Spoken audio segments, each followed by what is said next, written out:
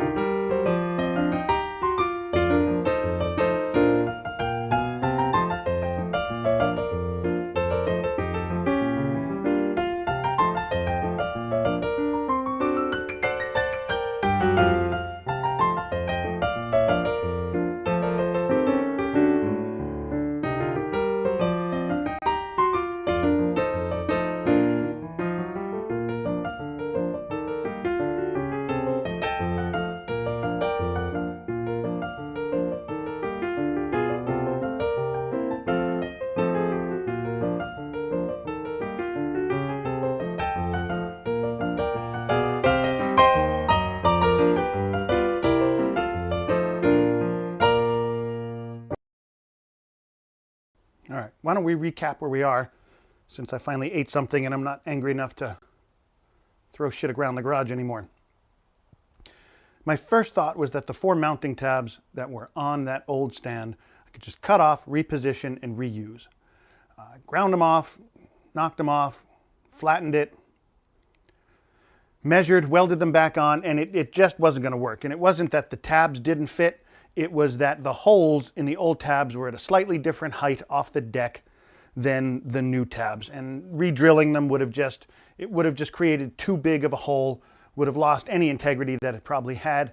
And so in the end, I just cut them off, threw them away, and made 4 new tabs. So this is where we are now. We have 4 new and frankly better tabs than we had before. The last ones were made out of just scrap that was laying around. None of them were the same size. The holes were never in the same place. These are much better. So here you go. 4 nice new tabs at a 1-inch angle. The plan is to put them back where they line up correctly, and then put the saw body on top, get everything leveled, because the garage floor is a little off, and that sometimes warps the stand. When it's bolted to the deck, it holds it flat, but when it's on its own, it warps a little bit. Bolt them in place, and then just drill through the holes in the side of the bandsaw, and that way the holes are guaranteed to line up, right? Okay. The only thing that I probably do different when I was laying out these holes than most people that I think is worth talking about is, instead of just relying on measurements from whatever, right? From a tape measure, from a metal rule, or whatever. In this case, whenever I can just simply take a measurement and transfer it without actually using a ruler, I think we end up better. The big one here is the setback of the tabs, right? So how far these tabs are set back from the edge of this plate, right? Because there's a slight taper, believe it or not, to the cast iron base of that saw. And so if they're too far towards the front here, it won't go down because the top of the tab hits the taper on the inside of this. If they're too far back, then when you put a bolt in, they don't make intimate enough contact for the bolt to pull everything together tightly. So getting this setback distance is critical. And the easiest way I found to do it actually uses, and this is the reason I'm explaining it, the oldest tools in my shop, by far. Right? So I've been working on stuff like this for well over 20 years. I got a lot of stuff. Some of the vice grips I was using today were bought in the 80s.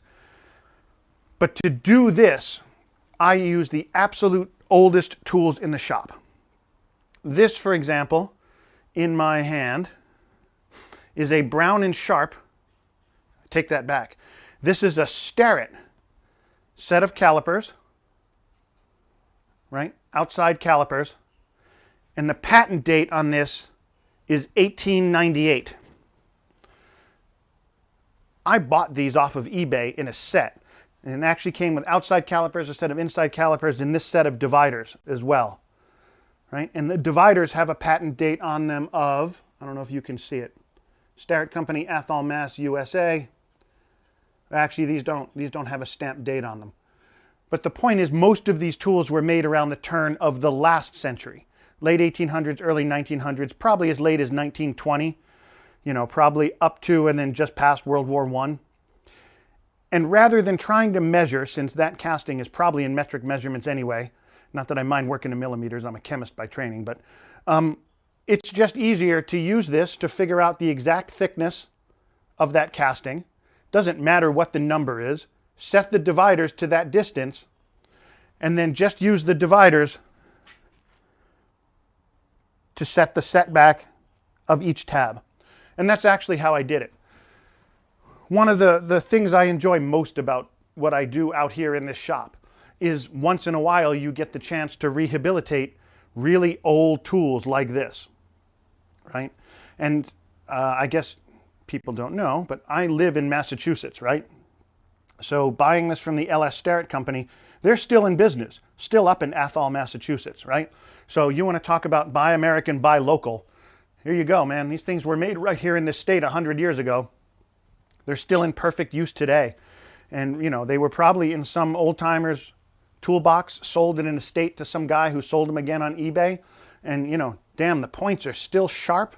They're not bent. They're just perfect for this. These calipers, same deal, right? They have a patina on them. They feel used. The edges are soft. They're broken. But, man, there's no crunch, no grind, no nothing on this screw. A drop of oil once in a while, and they still work perfectly 100, 150 years later. So I really enjoy having them. I hope I pass them on to somebody who enjoys them for the next generation. All right, so the plan at this point, as I said, is to remount these tabs, all 4 of them, get the saw in place, clamp it down, make sure that the cast iron deck is flat with this steel frame. Then, when everything fits, drill through these holes, through these tabs, have them perfectly aligned, pop the screws in, bolt it down, and then I can move on to the next step, which is taking the saw fucking back off again for like the 9th time. And then it's time to paint this. Finally. And we'll be pretty close to done at that point.